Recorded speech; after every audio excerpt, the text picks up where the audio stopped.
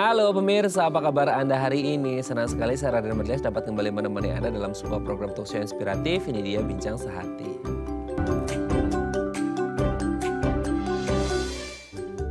Ya pemirsa, kesehatan kulit ini menjadi sangat penting ya. Karena bagaimanapun kulit kita ini adalah garda paling terdepan lah ya. Paling terluar di tubuh kita untuk menangkal ya segala macam jenis penyakit gitu ya. Yang bisa saja masuk ke dalam tubuh kita. Tapi ada banyak sekali masalah yang mungkin saja bisa terjadi pada kulit kita ya. Kalau Anda mengalami kadang-kadang ya ada kulitnya ruam gitu ya. Terus kemerah-merahan, gatel, terjadi peradangan. Nah Anda harus berhati-hati, siapa tahu ini yang disebut dengan eksem. Nah ada banyak sekali eksem, salah satunya adalah dermatitis atopi. Nah topik yang akan kita bahas hari ini, gimana sih cara mengenali kalau kulit kita mengalami dermatitis atopi yang merupakan bagian dari eksem. Nah ngomong-ngomong tentang kulit manusia, kita akan membahas terlebih dahulu nih ya beberapa mitos fakta seputar kulit manusia. Aduh kita harus tahu ya supaya kulit kita glowing. Oke kita lihat yang pertama pemirsa ya. Kulit terus memperbarui selnya. Oke gini, mungkin ini muncul anggapan seperti ini ketika kita ngomongin masalah peeling, betul nggak sih? Nah kalau Anda orang-orang yang suka dengan kecantikan, estetika, kulit Anda ingin terlihat glowing, kayaknya udah nggak asing lagi dengan kata peeling ya. Selain facial, juga peeling gitu ya. Nah ada orang yang mungkin kayak, oke aku tuh peelingnya sebulan sekali, aku tuh peelingnya 2 bulan sekali, aku tuh peelingnya 3 bulan sekali. Well ada juga mungkin Anda menemukan orang yang kayak, aku tuh peelingnya 2 minggu sekali. Atau bahkan mungkin ekstrimnya lagi mungkin seminggu sekali ya. Karena mungkin insecure gitu jadi pengen terlihat glowing. Mungkin ada kasus-kasus seperti itu. Karena mereka berpikirnya gini, nggak apa-apa kok kan namanya kulit juga memperbarui selnya terus. Nggak apa-apa digigis terus, namanya juga kulit akan terus meregenerasi gitu ya. Tapi pertanyaannya gini, kalau kulit meregenerasi, ini agak susah banget ya ngomongnya ya. Nah itu kan berarti kayak kalau kita ngomong kayak ular gitu ya, regenerasi kulit ular itu kan kelihatan gitu ya. Oh itu tuh gitu ya sisiknya, oh itu kulitnya gitu. Tapi kalau manusia pernah nggak sih Anda ngeliat kayak ada kulitnya ngelotok? Kan nggak juga gitu ya. Nah kita akan cari tahu nanti apakah benar kulit ini mengalami regenerasi dan per berapa lama gitu ya kulit ini mengalami regenerasi. Oke kita lanjut yang kedua pemirsa ya. Minum air 2 liter per hari bisa menjaga kesehatan kulit. Nah oke. Minum air putih 2 liter per hari itu kayaknya udah template banget. Betul gak sih untuk kesehatan tubuh kita secara umum, membantu kerja ginjal dan lain sebagainya. Tapi kalau urusannya dengan kulit gitu ya, kadang kita kepikiran urusannya apa ya? Maksudnya hubungannya apa antara minum air putih dengan kesehatan kulit? Bukankah kulit itu harus pakai yang skincarean, kena sinar matahari dan lain sebagainya, pakai hand body lotion dan lain sebagainya. Kayaknya langsung nyentuh ke kulit. Kalau air putih gimana? Nah nanti akan kita bahas apakah memang benar ada hubungannya antara konsumsi cairan atau air putih 2 liter per hari minimal kayaknya ya dengan kesehatan kulit kita. Oke kita lanjut yang ketiga. Oke. Tanda putih di pangkal kuku artinya kita kekurangan kalsium. Oke gini, pernah gak sih Anda ngeliat gini ya? Nah ini kalau di zoom tuh kayak ada kayak putih-putih di ujung di pangkal kuku gitu ya. Ini kayaknya jokes anak-anak 90 ya gitu ya. Sering kita, tuh iya ada putih-putihnya, berarti kamu kayak kekurangan kalsium gitu. Kamu ada penyakit tertentu. Kita nggak ngerti sih, nanti kita akan tanyakan ke dokter kulitnya langsung ya untuk mengetahui apakah ada hubungannya antara yang putih-putih yang membentuk kurva gitu ya, cekungan di sini. Ini tuh kayak oke, ini kayaknya pertanda bahwa kita kekurangan kalsium gitu. Nah mungkin Anda sekarang lagi nonton langsung cek, aduh bener nggak ya ada putih? Kalau tempat saya sih ada 1, 2, yang lainnya nggak ada. Nanti akan kita cek ya hubungannya apa gitu ya. Oke kita lanjut yang keempat. Stres katanya bisa membuat kulit kita jadi nggak sehat. Nah ini lagi-lagi ya, kalau kita ngomongin stres itu kan hubungannya dengan mental, betul nggak sih? Mental health issue. Tapi kok ada yang bilang ada hubungannya loh antara stres sama kulit. Gimana hubungannya ya? Ini kan masalah hati ya, masalah hati. Maksudnya kalau stres itu kan masalah hati, masalah perasaan, masalah pikiran. Kalau hubungannya dengan kulit, apa kulit mungkin akan jadi bermasalah kalau kita terlalu banyak kepanasan atau kita terlalu banyak di daerah yang dingin, kulit justru akan kering gitu ya. Atau kita terpapar matahari tapi nggak pakai sunblock atau sunscreen seperti itu. Atau kita jarang pakai hand body lotion dan lain sebagainya, jadi kulit kering dan lain sebagainya. Tapi kok ada yang bilang stres juga ada berkaitan dengan kesehatan kulit, nanti akan kita bahas ya seberapa dahsyatnya stres ini bisa mempengaruhi kesehatan kulit kita. Oke kita lanjut yang terakhir yang kelima ya. Sinar matahari baik untuk kulit. Yes! semua orang harus bilang dan biasanya bilang bahwa sinar matahari itu bagus untuk kulit. Betul nggak sih? Vitamin E-nya, vitamin D gitu ya. Kita juga bisa membuat kulit kita, tulang kita semuanya jadi bagus. Apalagi kalau kita ngomongin kulit yang memang langsung kena paparan sinar matahari. Tapi kayaknya banyak yang akhirnya pro dan kontra juga nggak sih? Kayak di jam berapa ini pasnya untuk kesehatan tubuh kita. Jangan sampai katanya bagus nih sinar matahari untuk kesehatan kulit kita. Justru ada yang bilang jangan kelamaan, jangan di jam segini. Nanti bukannya sehat malah mengalami kanker kulit. Aduh serem banget ya kok bisa jadi kanker kulit gara-gara sinar matahari yang katanya bagus. Oke, itu tadi beberapa mitos fakta seputar kulit manusia dan kami akan membahasnya saat lagi. Tetap bersama kami di Bincang Sehati.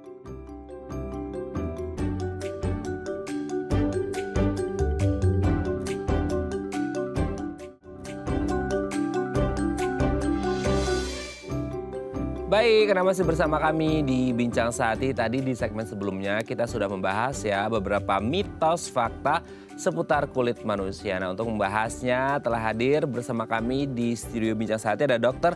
Natalia Primadona SPDV, spesialis dermatovenereologi dari Rumah Sakit Royal Taruma. Selamat pagi Dr. Natalia, apa kabar dok? Pagi, baik. Kembali lagi di studio ya dok ya, setelah sekian ratusan purnama kayaknya ya. Setelah pandemi semoga kita semakin baik lagi kondisinya, bisa hadir di studio terus ya dok ya. Amin. Oke dok, ngomong-ngomong tentang kulit kayaknya menurut jago ini ya kalau kita ngomongin sama dokter Natalia. Sebelum kita bahas tentang dermatitis atopi gitu ya, kita akan membahas terlebih dahulu beberapa mitos fakta nih seputar kulit manusia. Kayaknya orang-orang itu kan namanya kulit gitu ya, ini kan orang pengen yang sehat, plusnya glowing lah ya, seperti itu. Kita lihat yang pertama nih dok, kulit terus memperbarui selnya. Nah ini kan erat katanya mungkin untuk mereka-mereka yang suka peeling ya. Jadi kalau untuk kita kan mungkin yang udah beberapa kali melakukan ini udah paham lah gitu ya. Ada juga loh dok orangnya kayak sebulan sekali peeling, ada yang 2 bulan sekali, bukan ada yang ekstrimnya bahkan mungkin 2 minggu atau seminggu sekali, nggak tahu ya. Maksudnya itu orang karena pingin banget terlihat mulus, glowing dan lain sebagainya. Dengan alasan bahwa kan kulit terus memperbarui selnya. Betul nggak sih seperti itu? Kulit itu sebenarnya memperbarui sel dan per berapa lama sebenarnya? Memang benar, kulit itu memperbarui selnya. Sel kulitnya tuh setiap 30 hari. Oke. Itu kalau kehidupannya normal ya. Ada yang nggak normal ya berarti ya? Ya kan kita hidup kan ada stresnya, ada capeknya, ya kan kurang tidur. Tapi kadang-kadang kita happy, ya kan. Kalau misalnya normal-normal aja, nggak ada stres, nggak ada apa-apa, itu kulit tuh memperbarui diri sendiri tuh tiap 30 hari. Tiap 30 hari. Hanya pada orang-orang yang tadi itu ada faktor-faktor tertentu, dia tuh lebih lama. Oh justru lebih lama ya? Ya makanya kelihatannya kusam. Oh betul. Kayak apa ya, kering, kayak dull ya. Dull, kayak nggak ada sinarnya. Itu karena dia ngelupasnya tuh lebih lama daripada 30 hari. Oh oke. Makanya kalau ada orang-orang yang suka peeling gitu ya, Iya, itu betul. untuk mempercepat regenerasi sel kulit supaya dia lebih kelihatan segar. Oh, oke. Nah ngomong-ngomong peeling yang berarti idealnya per 30 hari dong normalnya. Karena paling cepat normal itu 30 hari. Gini dok, berarti sebelum ngomongin peeling ya. Sebenarnya kalau normal kan 30 hari. Yang nggak normal maksudnya ketika ada masalah, kepikiran dan segala macamnya, dia akan lebih lambat. Iya. Tapi kalau untuk orang yang happy terus nggak akan lebih cepat dari 30 hari ya? Itu kan dibalik tuh gitu. Gimana? Ya normalnya segitu 30 hari. Oke ya. Dia kalau happy terus ya normalnya 30 hari. Kalau ada tambah-tambahan stres berarti agak mundur Ya. gitu ya.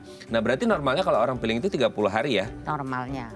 Oke. Kan ada tuh ya dok ya mungkin nggak sih ada orang yang 2 minggu sekali gitu. Ya itu untuk mungkin kasus-kasus yang tertentu ya. Misalnya dia ada flek, ada hiperpigmentasi, itu mau lebih cepat supaya regenerasi kulit itu lebih cepat, jadi lebih hilang, lebih cepat samar, itu dia bisa lakukan peeling tiap 2 minggu. Setiap 2 minggu ya, oke. Untuk kasus-kasus tertentu lah ya. Oke, kita lanjut dok yang kedua. Nah ini dia, minum air putih 2 liter per hari, katanya bisa menjaga kesehatan kulit. Selama ini kan mungkin kita untuk yang skincare lovers gitu ya, pasti ngomongnya, nah kulit mah dari skincare aja, dari ini segala macam yang langsung aplikasinya ke atas kulit seperti itu. Nah kalau untuk air putih dampak ke kesehatan kulit kita gimana sih dok? Dampaknya tuh lebih ke arah organ dalam ya. Oh gitu.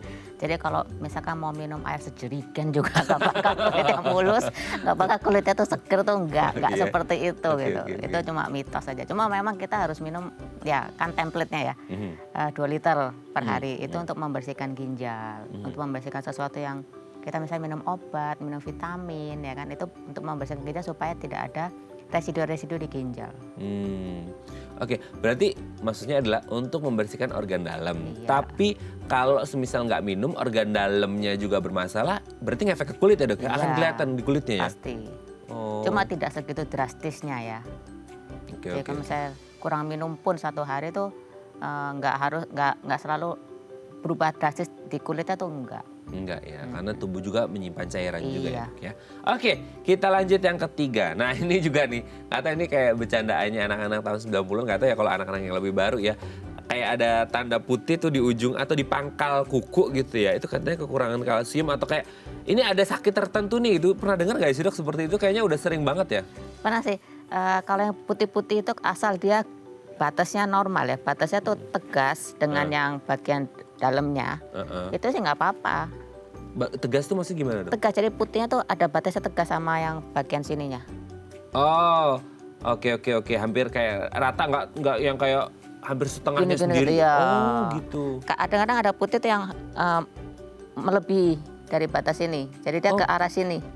Oh gitu. Nah itu sakit. Oh memang berarti kalau ada yang itu beneran sakit ya? Ya, cuma kalau normal gini enggak ya. Kalau semakin putih itu artinya dia terlalu banyak kalsium. Oh gitu. Iya, kalau dia kurang kalsium itu pucet, Oh. nggak ada putih-putih gini. Cuma batasnya harus tegas. Oh. Ya, ini yang tegas sama batasnya. Itu kan kayak di foto itu kan batasnya tegas ya.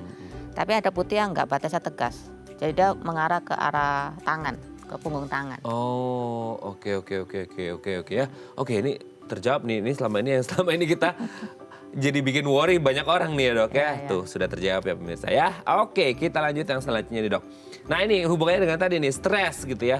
Bisa bikin kulit nggak sehat. Kan kadang kita pikir apa hubungannya ya antara kulit sama stres. Kan kalau stres itu pikiran gitu ya dok. Ya bisa pikiran otak kita lebih ke mental health sih gitu. Tapi Iya. kenapa akhirnya bisa orang ngomong ada hubungannya loh sama kesehatan kulit gimana tuh dok? Karena stres itu kan psikis ya, Yes. psikis, mental ya kan, Betul. berhubungan sama mental healthy. Itu dia bisa mempengaruhi reseptor-reseptor di sel kulit. Oh, Jadi kulit tuh punya reseptor kayak apa ya, kayak CCTV gitu deh. oh gitu. Hebat juga ya kulit kita punya CCTV Kulit ya. tuh punya kayak CCTV gitu ya, kamera-kamera. Kita sebutnya reseptor, Mhm. ya kan. Nah reseptor itu yang menangkap. Misalnya kita stres, sedih, banyak pikiran, banyak masalah, belum ada solusi. Itu ditangkap sama dia. Nah itulah yang bikin kelihatan di kulit. Karena ada reseptor-reseptornya, penghantar sinyalnya di kulit dari psikis kita. Oh, dia nangkapnya reseptornya dari sensor dari otak atau Ya, gimana? dari sensor otak kemudian dia diarahkan ke kita stres otak kan mental, Betul. kemudian masuk ke reseptor penghantar di kulit. Hmm. Makanya kulitnya juga akan lebih kelihatan apa ya, lebih kering, lebih keriput, lebih kusam. Oh, oke. Itulah kenapa orang-orang stres, orang-orang yang banyak pikiran tuh kelihatannya auranya aura nggak baik gitu ya, Ya. auranya gelap gitu Ya, ya. gelap. Karena memang reseptornya menerima sensor yang tidak baik ya dari stres itu sendiri. Nah, kalau gitu jangan stres pemirsa, harus happy ya supaya kulitnya sehat gitu ya. Oke dok, yang terakhir nih dok. Nah ini juga banyak perdebatan nih ngomongin sinar matahari. Ada yang bilang baik untuk kulit gitu, ada yang bilang Kak, jangan nanti bisa kena kanker kulit gitu ya. Apalagi untuk yang mereka kerja di outdoor tuh. Waduh, ini kulitnya nanti kebakar lah segala macam. Nah, sebenarnya sinar matahari ini baik atau tidak baik untuk kulit? Atau baik sih dengan catatan tertentu? Tidak baik sih dengan catatan tertentu juga nih, Dok. Ya. Sinar matahari itu baik, cuma ada di jam-jam tertentu saja. Oh. Karena kan sinar matahari kan mengeluarkan UVA sama UVB ya, itu ada jam-jamnya. Jadi yang terbaik untuk berjemur misalkan tuh itu jam 9 pagi. Jam 9 pagi. Cukup 10 menit aja. Hmm. Nggak usah selalu dibuka semua baju tuh nggak usah. Oh nggak usah. Nggak usah. Jadi bagian-bagian tertentu aja dia sudah masuk. Hmm. Cuma gitu ya, kalau sinar matahari berhubungan sama vitamin D kan. Yes. Nah kalau kita berjemur, Mhm. mau berapa lama pun, itu yang namanya kadar vitamin D di darah tuh nggak bakal naik. Oh gitu. Oke. Ya, ini kan Soalnya orang- banyak orang yang semakin lama semakin bagus tuh gitu, bagus. Ya, gosong. Gosong sih, gitu banyak yang bilang ya udah nggak apa-apa tanning, nggak juga ya gitu. Nah itu jadi harus digabung. Ya. Jadi sinar matahari berjemur di jam yang tertentu plus minum vitamin D. Oh tetap harus dibantu ya? Iya harus dibantu supaya vitamin D di kadar darah tuh meningkat. Oke. Kalau enggak ya percuma. Saya ada experience ya, penyelidikan gitu ya, research. Pasien-pasien yang berjemur terus rajin sekali gitu ya, dia nggak minum vitamin D. Ah? Dia nggak minum. Dia udah punya pikiran berjemur aja vitamin D pasti naik. Oke. Ya kan? Ada orang yang malas berjemur, malas nanti hitam. Tapi dia minum vitamin D. Nah itu saya bandingkan. Hasilnya? Hasilnya bagus yang minum vitamin D tanpa berjemur. Waduh. Ya. Oh gitu. Ya. Ini kan sekarang vitamin D lagi booming ya karena pandemi kemarin kan. Vitamin Itu D juga benar. banyak IU-nya tuh dok. Iya. Yang IU yang standar yang berapa nih untuk Indonesia? Mungkin dikasih bocoran. Nah, kalau maintenance sih 5.000 IU 5.000. sudah cukup. 5.000 ya. Iya. Soalnya kemarin zaman pandemi kayaknya banyak juga yang nyari 10.000. Kayaknya Iya. 10.000 di Indonesia susah dicarinya ya. Iya. Oke, mahal juga sih. Oke, thank you ya dok ya. Ini sudah terjawab semua mitos tentang kulit manusia. Nanti kita lanjut lagi tentang dermatitis atopi ya dok ya. Oke pemirsa, kalau ada punya pertanyaan seputar tema kita hari ini boleh ya di 021 290 3244 atau DM Instagram kami di @theifamily. Kami akan kembali saat lagi.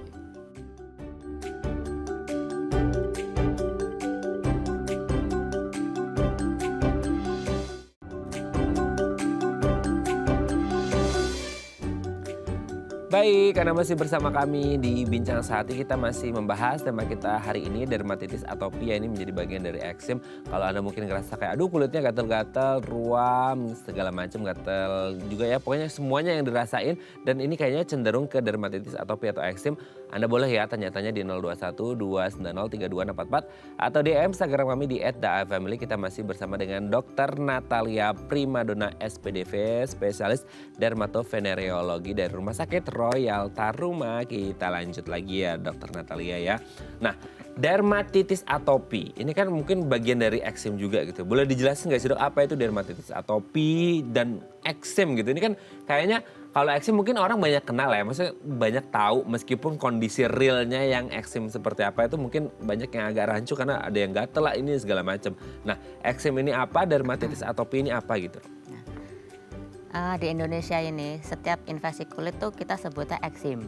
Oke. Itu bahasa awamnya orang. Setiap infeksi di kulit disebut eksim. Nah, Oke. infeksi kulit itu kan macam-macam ya. Oke. Ada yang bakteri, ada yang jamur, ada yang cuma karena genetik. Mhm. Nah itu ada namanya masing-masing. Mhm.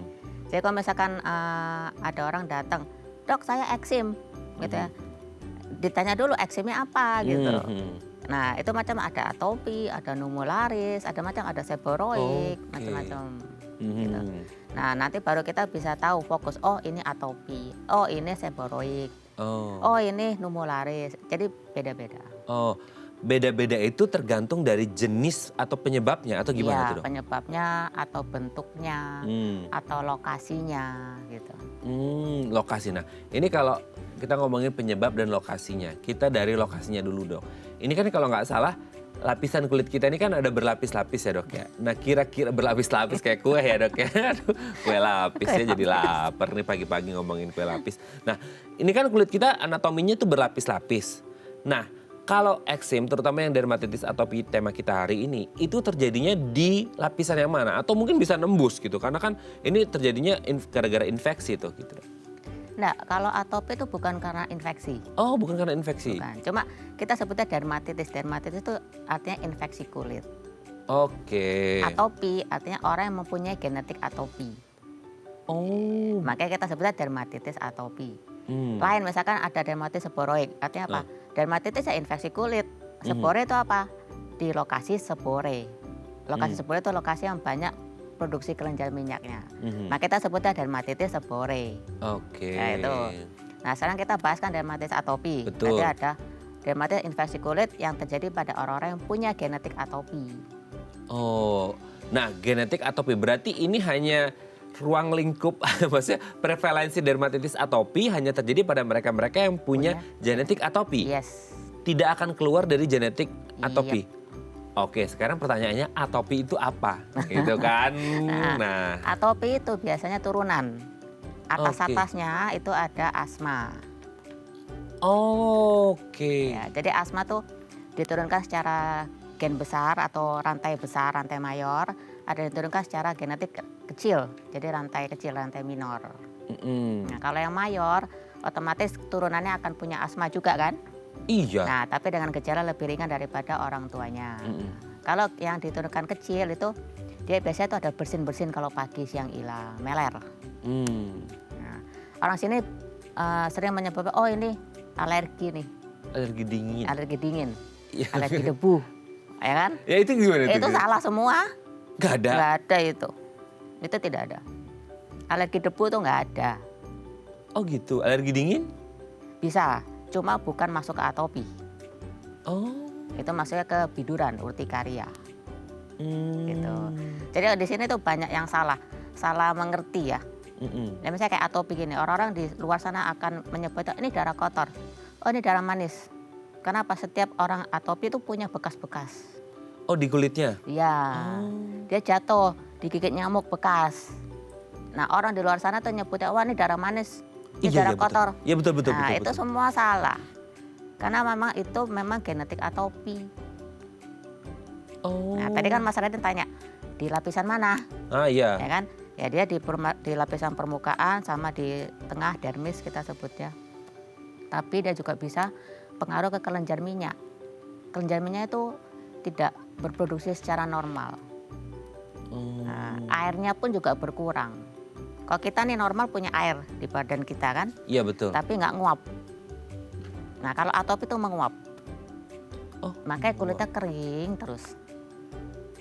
Oh karena cadangan airnya menguap terus gitu ya? Iya, Oh berarti kalau yang atopi ini menguap terus jadi kulitnya kering dan rentan banget mengalami infeksi kulit. infeksi kulit. Iya, jadi bakteri, parasit, jamur cepet nempel. Oh, dan itu juga nggak sih yang tadi dokter sebut kayak, oh ini darah manis, darah kotor gitu ya. Kebetulan tuh aku juga punya dok, maksudnya temen SD ku kalau nggak salah itu gitu. Jadi ketika dia itu, sorry tuh sih, maksudnya ini beneran fakta ya dok, kayak ini aku mau tanya sekalian. Dia tuh sekujur badan itu kalau luka, ya sorry kayak ngebekas-bekas Ya, itu sampai atopi. hitam-hitam gitu. Itu atopi. Kalau kita kan maksudnya luka, oke lah berapa hari kemudian ada Hilang. luka tapi hilang. Maksudnya udah ngeletek jaringan parutnya itu udah Hilang. it's it. Paling luka kayak putih gitu ya. Tapi lama-lama kan Hilang sama. pigmennya kembali lagi gitu. Kalau itu menetap gitu ya, sampai hitam-hitam gitu. Iya ya, harus diobati Oke. supaya hitamnya hilang. Nah itu karena kita tadi kan bicara regenerasi sel kulit ya. Nah iya betul. Kalau di atopi juga berkurang lambat. Dia lambat untuk regenerasi selnya. Kenapa ya? Karena genetik atopi itu. Oke, berarti semua orang yang punya genetik atopi akan mengalami dermatitis atopi atau mungkin karena mungkin ya dok ya, kan kita ngomongin lifestyle. Ya ada yang pola hidup mungkin dia sering makan buah-buahan jadi dermatitis atopinya tidak terlalu buruk. Ya. Ada yang makannya manis-manis terus, ada yang makannya fast food terus. Itu pengaruh nggak sih? Pengaruh. Untuk orang-orang yang punya atopi, dia harus pantang makan. Terutama yang tinggi protein. Wah, padahal protein kan penting ya. Ya kita substitusi ke protein lain. Oh, oke. Tapi kemungkinan dok, semisal gitu, orang punya jalur apa sih bahasa jalur keturunan atopi gitu ya. Ya. Dia pasti, maksudnya standar hidupnya biasa aja deh gitu ya, nggak sehat banget tapi nggak sehat banget juga gitu. Itu bisa nggak sih atopinya muncul gitu? Bisa tergantung dari persentasi Oh. turunan. Misalkan ibunya punya 50%, Mhm. papanya punya asma. Aduh. Nah, dia kena lah 50% plus asma. Jadi artinya apa? Asmanya mungkin dia ada, atopinya juga muncul lah lebih dari 50%. Jadi tergantung dari turunan. Tergantung dari turunan. Plus kalau misalnya dia sudah lahir di bumi, Ya masa Karena lahir dari di kecil Pluto kan? dong, jauh banget ya gitu. kan dari kecil ya. Dari kecil itu gejala itu matching. Matching itu artinya mungkin dari kecil dia mulus kulitnya. Oh. Nanti baru remaja baru kelihatan tuh atopinya muncul. Itu muncul di anak-anak jarang ya dok ya? Mulainya. Sering Oh sering juga. bayi langsung ada atopi. Oke. Nah, Karena ada bayi lahir mulus banget, nggak ada pilek-pilek, nggak ada bersin-bersin, mulus.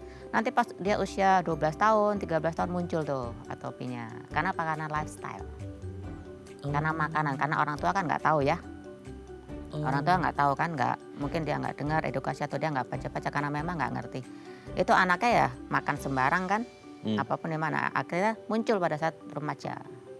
Atopi yang muncul. Oke, karena lifestyle ya. Berarti Lifestyle. orang tuanya nggak paham kalau anaknya, atau mungkin justru mereka nggak paham kalau mereka juga ada atopi ya? Ada atopi. Itu sering terjadi dok kayak gitu? Sering.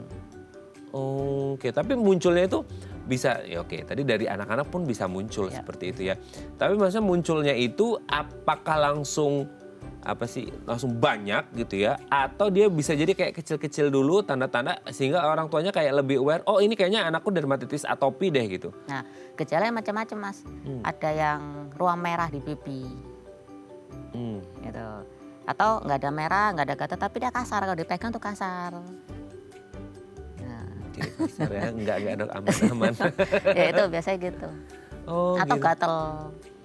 Gatalnya itu kan kalau kita kayak digigit nyamuk kan ada alasan karena digigit nyamuk gatal gitu ya. Ini gatalnya gimana? Maksudnya lebih spesifik? Ada pemicunya, ada juga yang tanpa pemicu dia gatal. Oh gitu. Nah, biasanya itu dari makanan yang dia makan. Misalnya dia makan telur gitu ya. Atau gatal dia garuk gitu. Besok makan telur lagi, dia garuk lagi kan. Lama-lama hitam. Oh, itu orang pikirnya kayak ini bukan atopi, ini alergi gitu orang bilangnya. Enggak, orang bilang darah kotor, darah manis. Oh. Di luar sana mereka bilang seperti itu. Padahal itu atopi ya? Atopi. Oke, nah itu pengaruh juga nggak sih kayak, oke nih, katakanlah ibunya punya 50%, papanya asma tadi dokter sebutkan gitu ya, anaknya lahir lah gitu ya. Ada 2 anak nih, cewek sama cowok, pengaruh nggak sih kayak jenis kelamin? Ya kalau pola hidup oke lah ya, tadi kan ada yang suka makanan yang ini, yang itu segala macam gitu. Jenis kelamin mungkin kondisi hormon si anaknya dan lain sebagainya itu bisa pengaruh nggak sih? Enggak sih, kalau jenis kelamin sama. Perempuan, laki sama. Cuma ada beberapa kecenderungan anak pertama dan anak yang paling bungsu yang kena. Oh, kenapa itu? Kenapa Nggak jadi tahu. pembuka dan penutup? Nggak tahu. Ya mungkin apa genetiknya. Oh, Biasanya genetiknya. seperti anak pertama atau enggak anak bungsu. Oke ya, anak pertama atau anak bungsu. Kalau gitu kita milih untuk jadi anak tengah ya. Iya. Oke dok, nanti kita lanjut lagi ya, ini menarik banget ya. Oke pemirsa, kalau Anda punya pertanyaan seputar tema kita hari ini boleh ya. Di 021 290 3244 atau DM Instagram kami di @daifamily. Kami akan kembali saat lagi.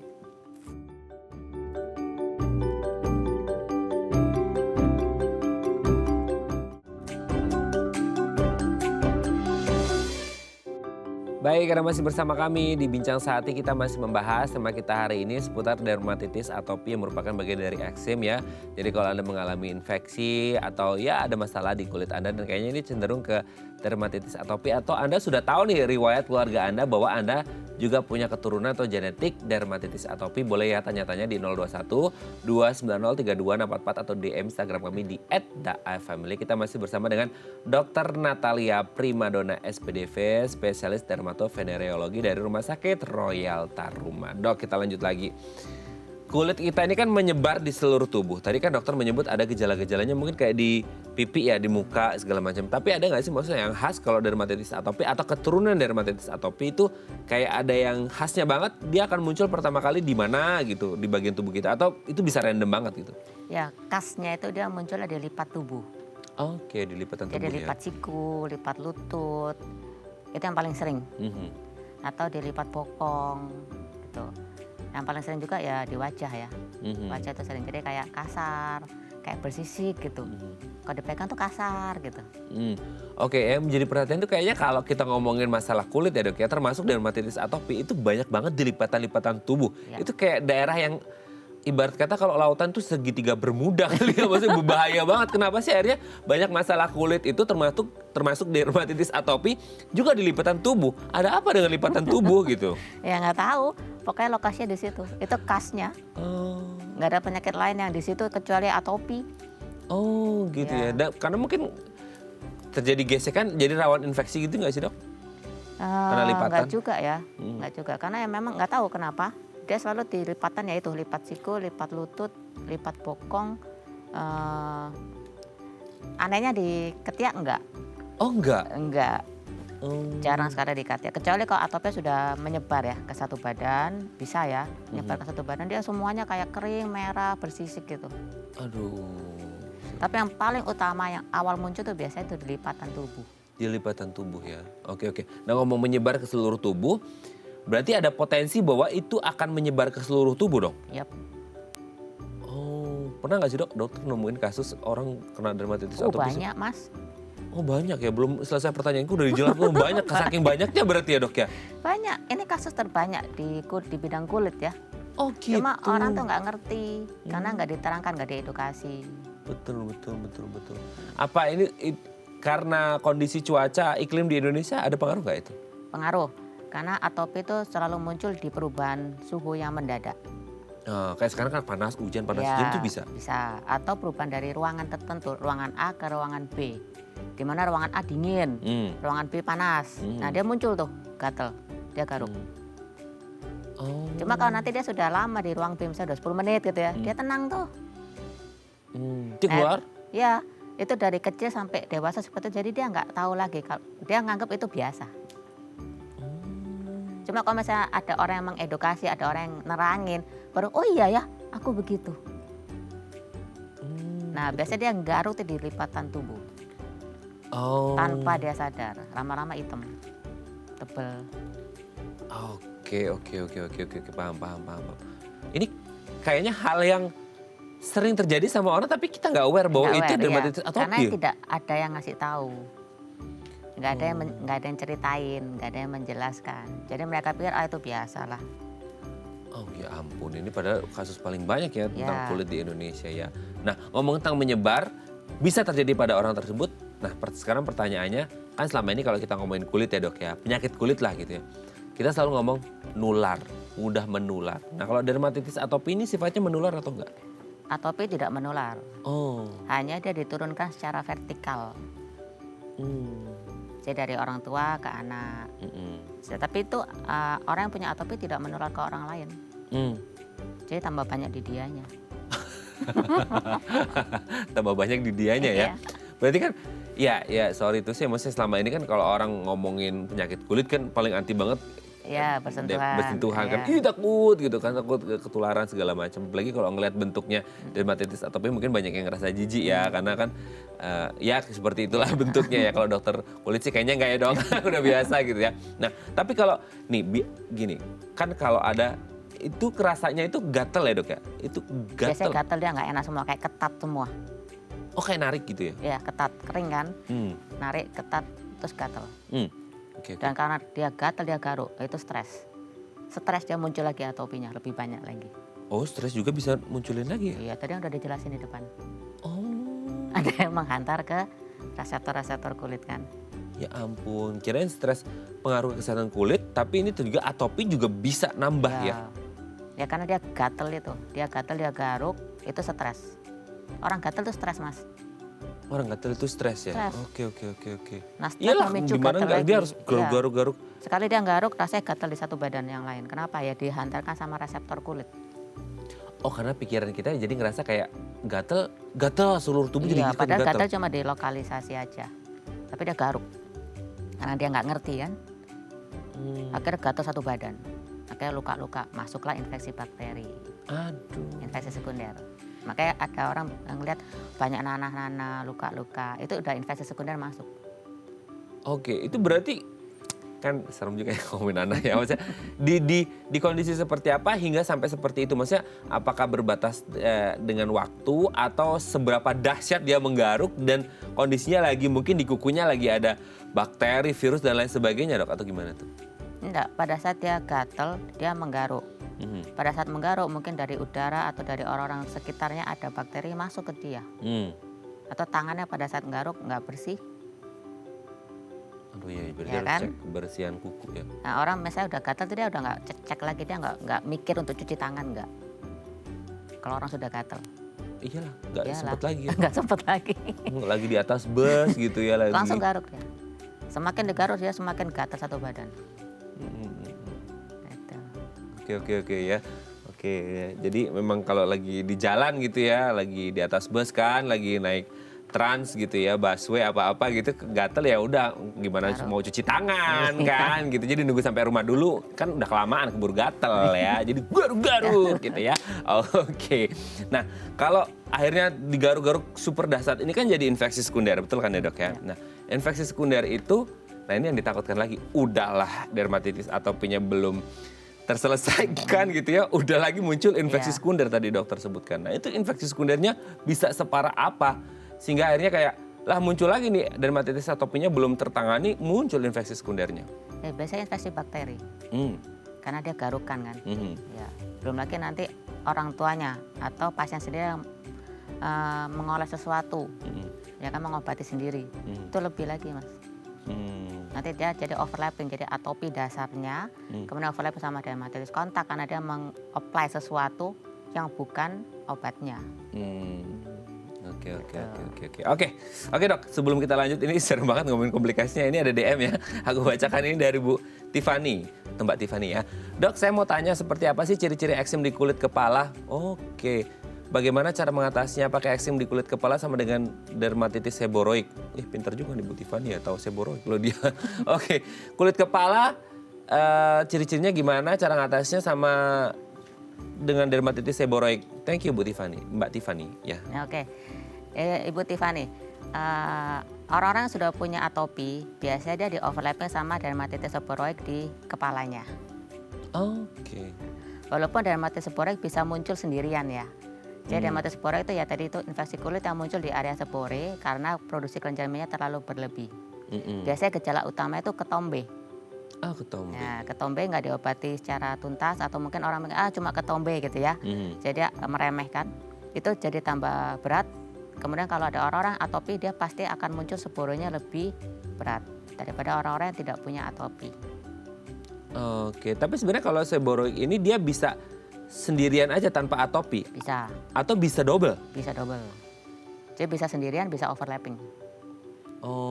Bisa sendirian atau overlapping. Nah ini cara ngatasinya mungkin gimana? Nah kalau sebore itu satu, yang paling penting itu keramasnya jangan tiap hari. Karena orang di sini awam tuh selalu gitu. Kepala gatel, ada ketombe, keramas tiap hari. Iya, apalagi kalau yang kerja di outdoor gimana tuh dok?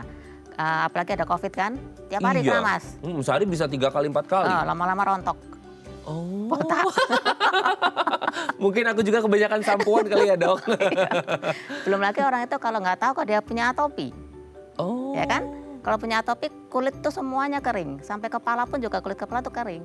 Nah kalau misalnya dia keramas tiap hari, seboroiknya rasanya tersamar ya seboroiknya.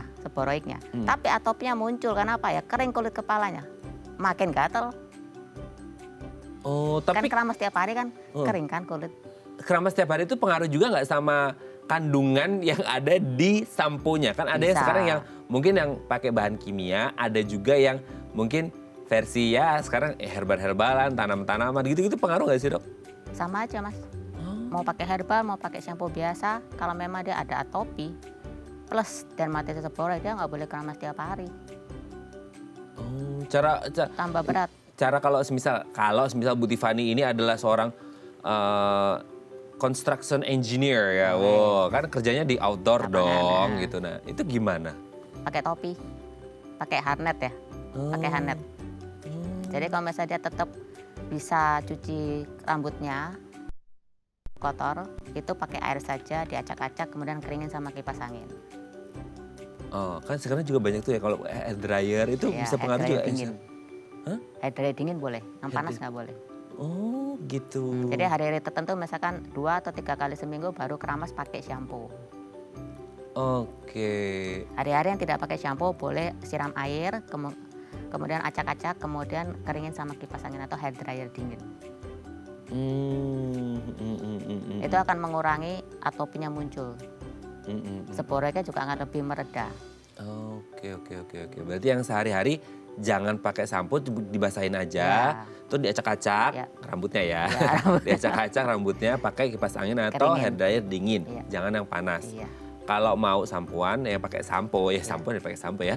Itu seminggu sekali gitu ya. Enggak, seminggu 2 sampai 3 kali. Oh, seminggu 2 sampai 3 kali masih aman. Masih aman. Masih aman, jangan setiap hari juga ya. Oke, semoga ini bisa menjawab pertanyaan Ibu Mbak Tiffany ya. Semoga sehat selalu. Oke Dok, nanti kita lanjut lagi ya di segmen terakhir. Oke pemirsa, kalau Anda masih punya pertanyaan boleh ya di 021 290 3244 atau DM Instagram kami di @dafamily. Kami akan kembali saat lagi.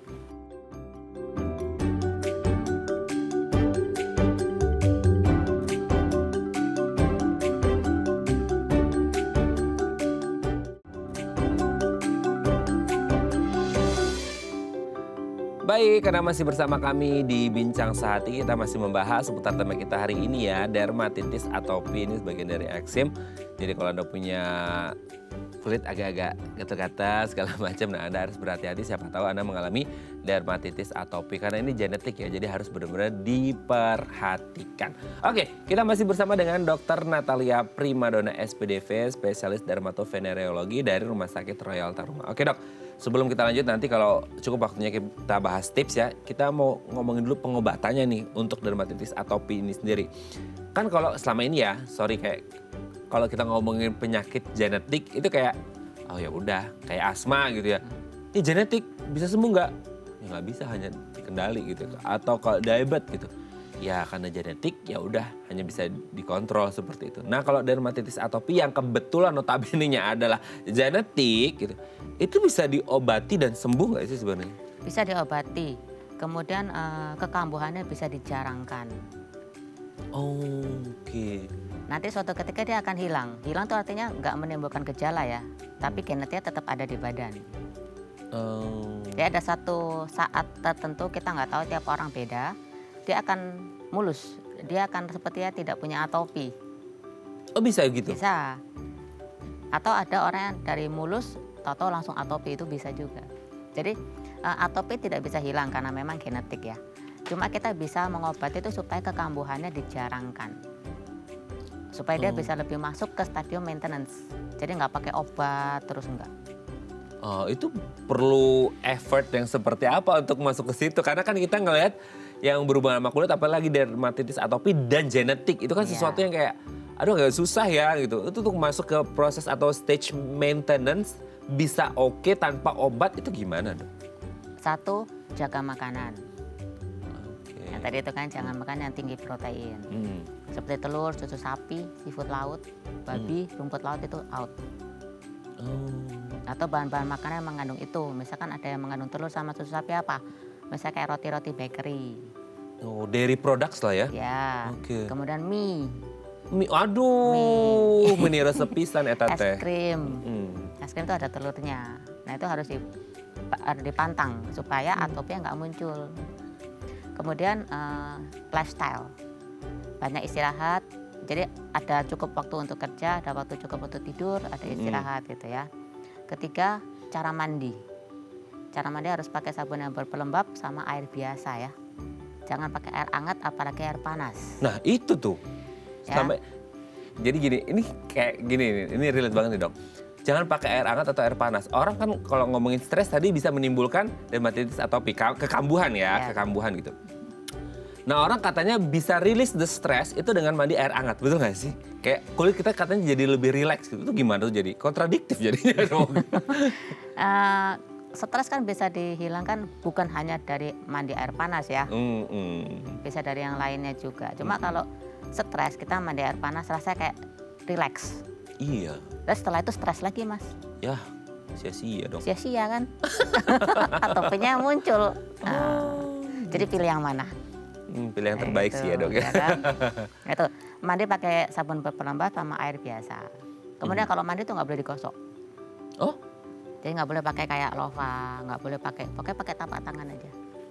Oh. Karena orang-orang atopi itu nggak punya fat di kulitnya. Nggak punya lemak? Ya nggak punya lemak. Kalau kita tuh punya. Kalau orang atopi itu nggak punya dari sejak lahir seperti itu. Karena dia nggak punya, karena dia nggak punya bantaran lemak. Air yang di bawah tuh nguap terus. Di bawah mana dok? Di bawah kulit dia. Oh di bawah kulit dia akan nguap? Nguap terus, makanya selalu kering. Nah pakai sabun berpelembab biasanya di komposisi sabun pelembab tuh biasanya ada fatnya biasanya. Nah, makanya pada saat mandi, dia rasanya kayak licin-licin, kayak mandi nggak bersih gitu. Nah, Iya, itu iya. nggak boleh digosok.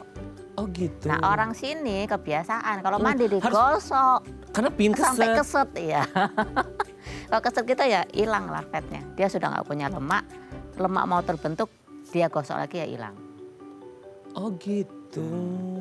Itu yang paling penting ya, karena kurang edukasi masyarakat. Jadi pakai sabun berpelembab sama air biasa. Waktu mandinya asal lewat nggak boleh digosok. Ih, soalnya banyak tuh dong yang pakai apa sih alat yang kayak jaring-jaring gitu Iya, apa segala macam. lova itu ya. Iya lova. Setelah itu pas mengeringkan pakai handuk ditap-tap. Oh, Jangan digesek. Ah, kayaknya lebih nikmat tuh kalau digesek. Digesek. Ya karena orang sini pengennya tuh keset. Iya. Iya, itu salah. Berarti kalau untuk orang dengan dermatitis atopi nggak boleh ya sampai Nggak keset boleh. banget itu ya? Nggak boleh. Dia harus tap-tap, kemudian nggak boleh digesek handuk. Udah, Oke. baru pakai baju atau pakai lotionnya yang atopi. Nah pakai baju ini juga menarik. Pakai baju itu ada kayak bahan-bahan khusus nggak sih yang bisa mungkin kayak katun, wool segala macam yang harus Ya. dihindari mungkin atau yang Yang bagus wool. untuk orang dengan atopi? Yang atopi yang bagus yang menyerap keringat ya, katun. Kalau wool itu dihindari. Wool atau misalnya di rumah ada karpet itu juga harus dihindari. Loh, kenapa dok Bulu-bulu. karpet? Dia merangsang gatel. Oh, meskipun dia posisinya di bawah ya masih di lantai. Ya. Dia ngerangsang gatelnya orang-orang yang punya atopi. Oke. Kalau hewan peliharaan kan ada bulu juga tuh dok. Gimana dong? Karpet ada bulu hewan peliharaan juga? Kadang-kadang ada atopi yang nggak apa-apa terhadap bulu hewan ya. Tapi ada juga yang ngerangsang untuk alerginya, dia muncul lagi atopinya. Oh, Dan yang penting atopi ini bukan alergi. ya. Ya, orang Oke. sini nganggap atopi itu ya darah kotor, darah mani dan juga alergi. Enggak Nah, ya? itu salah, bukan alergi. Oke, sudah terjawab semua ini dermatitis atopi yang ternyata prevalensinya paling banyak tentang kulit di Indonesia, tapi banyak masyarakat yang tidak teredukasi dengan baik. Semoga penjelasan Dokter Natalia hari ini membawa pencerahan untuk kita semuanya dan kulit kita sehat terus ya dok ya. Terima Ya, kasih Dokter makasih, Natalia Mas. atas insight-nya hari ini. Ya. Salam sehat terus untuk keluarga di rumah dan teman-teman di Rumah Sakit Royal Taruma ya dok ya. Selamat Makasih. pagi. Oke pemirsa, itu tadi perbincangan kita dengan Dokter Natalia. Semoga bermanfaat ya. Sarah Demadias pamit, sampai jumpa. Dan selamat kembali beraktivitas di hari Rabu yang indah ini. Ingat, jaga kesehatan kulit Anda. Thank you.